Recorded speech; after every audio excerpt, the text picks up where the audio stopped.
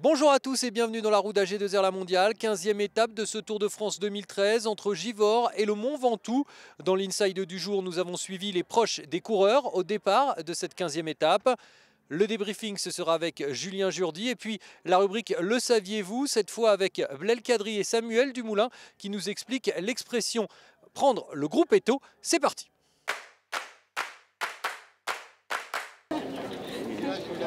Hop. Attends. Ah, ce qu'on va faire. On va faire comme Baptiste hier. Hop, doudou sort à papa. Vas-y, pose le casque, pose le casque. Bon, c'est les roues à prendre. On est venu voir papa pour l'encourager avant le départ aujourd'hui. Je pense que tout le monde est content, la maman, les petites filles qui encouragent papa d'habitude à la télé et qui là sont très contentes de le voir. En vrai, voilà, et puis Hubert aussi est content de nous voir. Ça fait du bien un petit peu, ça coupe au milieu de la course et puis voilà, c'est toujours sympa d'être vers la maison aussi, quoi. Là, c'est vrai que 3 semaines et demie d'absence en total, c'est long. Pour les enfants surtout, enfin moi j'ai un peu l'habitude maintenant, 15e grand tour, donc voilà. Vivement l'arrivée, et puis sur le tour c'est toujours aussi spécial. On est allé sur le Giro aussi cette année, mais là c'est vraiment autre chose, c'est le Tour de France, donc, et tout le spectacle qui va à côté aussi. Donc pour les enfants ça plaît aussi, voilà. Je pense que c'est surtout important pour Jean-Christophe. Il a quand même beaucoup besoin de voir sa famille, ses enfants, de se sentir entouré. Puis après, évidemment, pour les enfants, 4 semaines, c'est long. Donc sans leur papa, c'est un peu compliqué. Pour le moment, ils n'ont pas forcément la notion de la longueur du temps. Donc parfois, il peut être absent 2 jours et ça leur paraît très long. Et 3 semaines, beaucoup moins. Donc c'est fluctuant, mais ils réclament. On a le temps de se voir une petite demi-heure le matin. Éventuellement de manger ensemble le soir si l'étape n'a pas été trop compliquée et si l'étape du lendemain n'est pas trop dure non plus pour qu'ils puissent récupérer. Donc on arrive à se voir à peu près 1 heure dans la journée. Oui, il faut aller applaudir papa.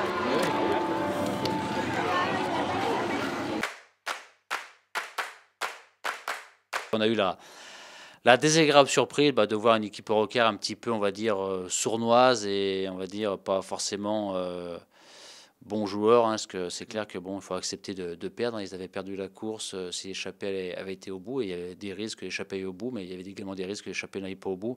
Donc c'est vrai qu'on était un petit peu déçus du comportement quand même d'Eurocar, de rouler, on va dire, pendant de longs kilomètres en descendant l'écart, en sachant qu'ils n'avaient rien à gagner au bout sur cette étape-là. Donc ça a été un petit peu frustrant de voir une équipe française rouler sur une échappée comme celle-ci.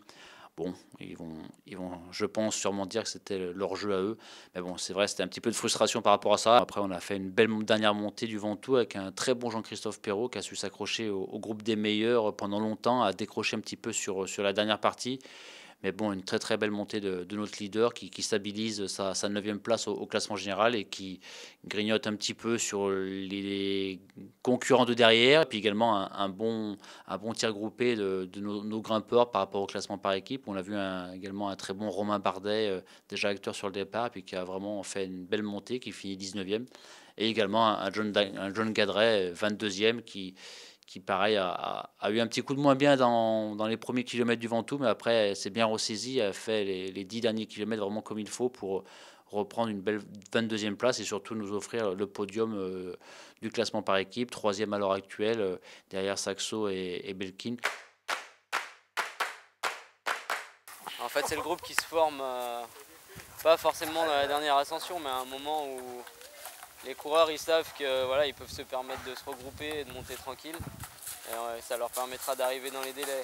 Des fois il y a certaines étapes où c'est plus compliqué.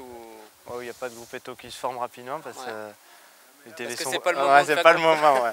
Souvent c'est quand il y a un col au début, tout ça, il n'y a pas de groupe Eto qui se forme. C'est un peu chacun pour soi. Après ça se voit plus dans le final, genre à 60 km de l'arrivée, on va dire. Ouais, à peu près. Ouais. Voilà. S'il y a un col là et puis que ça finit difficile, ou même si c'est un col là, souvent peut-être là c'est là où ça se forme le groupe Eto. Le groupe Eto, c'est vraiment le dernier groupe qui est devant la voiture balai, qui ferme la course et qui est juste dans les délais. Généralement, ceux qui sont lâchés du groupe Eto, c'est qu'ils sont soit malades ou vraiment pas en forme. Et là, généralement, pour eux, c'est à la maison le soir. On n'arrive pas trop à se parler généralement. Le groupe Eto, on est un peu en détresse. Après, il y a tout dans un groupe Eto aussi. Il y a des mecs qui gèrent... Ouais, mais bon. Dans le tour, il n'y a pas beaucoup de mecs Ouais, qui là, gèrent c'est dans vrai. le groupe Eto quand même. C'est quand même... on se retrouve, mais on échange juste des regards, ou des fois on se dépanne, on se donne un bidon, un gel. Mais c'est quand même plutôt des moments difficiles.